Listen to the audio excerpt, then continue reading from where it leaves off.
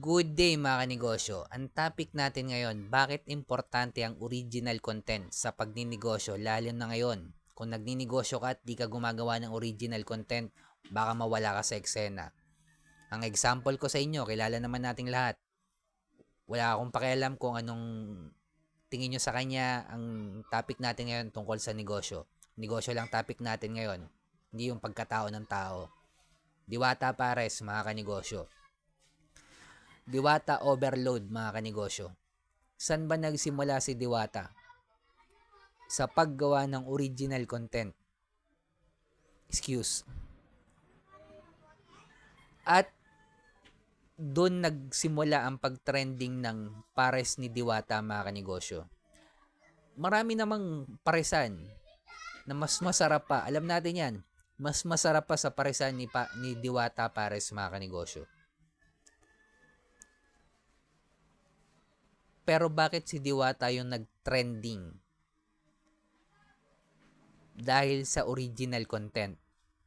Mga kanegosyo, kwento ko lang, way back 2015, ang mga una palang gumagawa ng original content noon, sila Kong TV, yung mga sila Ninya Guerrero, yung Ninya na sumasayaw, Guerrero, Gioong, yung mga pioneer ngayon.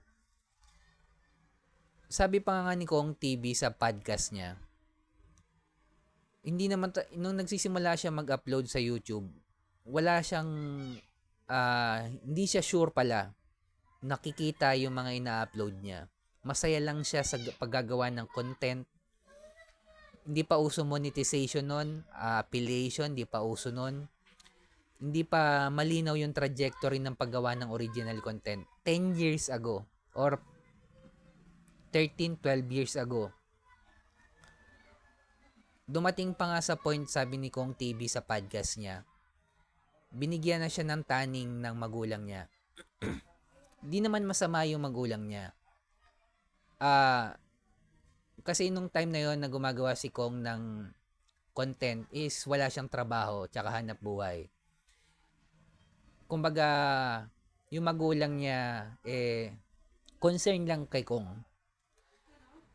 Sinabihan si Kong na bibigyan kita ng 3 months. Kung hindi talaga gagana yan, is kailangan mo nang magtrabaho or mangibang bansa, magtrabaho sa ibang bansa. Sinabi ni Kong sa podcast niya to.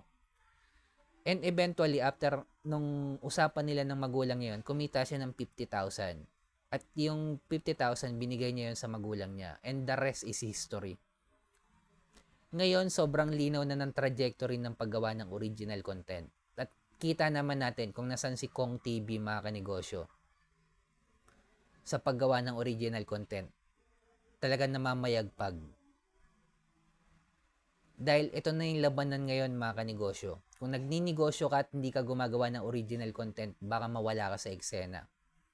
Kahit yung mga katulad ni Diwata Pares, mga kanegosyo, posibleng mag-trending dahil sa original content. At doon din siya sumikat. Yan ang trend. Kahit yung mga matatandang negosyante ngayon nag-o-original content dahil alam nila na kasama na sa trabaho nila bilang negosyante yung paggawa ng original content. Ang original content, mga kanegosyo, is like marketing. Hindi mo na kailangan mag-Facebook ads. Original content lang ang kailangan mo.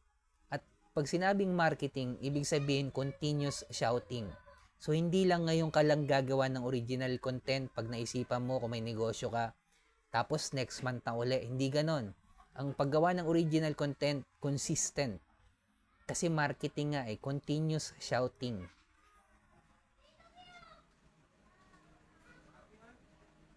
Mapapansin nyo, karamihan ng kumikita ngayon na negosyo, puro gumagawa ng original content. Dahil kasama na sa trabaho natin yan bilang negosyante. Online.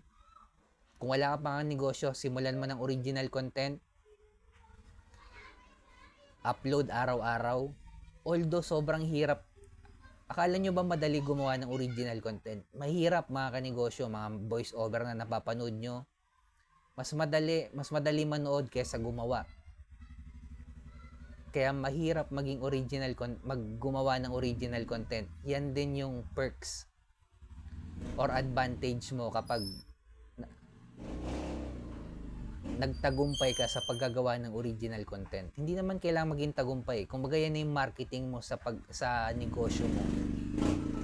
Hindi importante na marami kang views. Importante nakikita ka sa social media, nakikita yung negosyo mo. Kasi yan yung marketing mo. Kaya kung nagsisimula ka pala magnegosyo, simulan mo ng original content.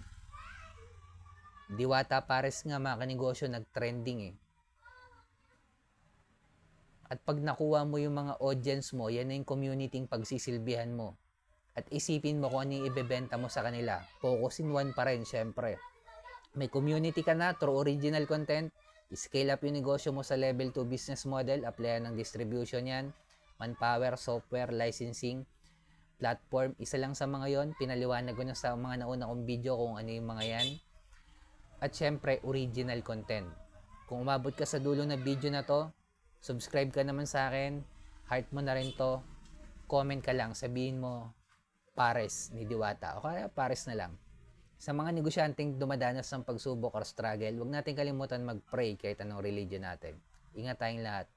Follow nyo na rin ako sa FB, YT, bossjepoy.pastrana.tv. Hindi importante mga kanegosyo, sa paggagawa mo ng content, magkaroon ka ng million views. Ang importante, ma-market mo yung sarili mo. Nakikita ka sa iba't ibang platform ng social media. Malaking tulong na sa pagninegosyo mo.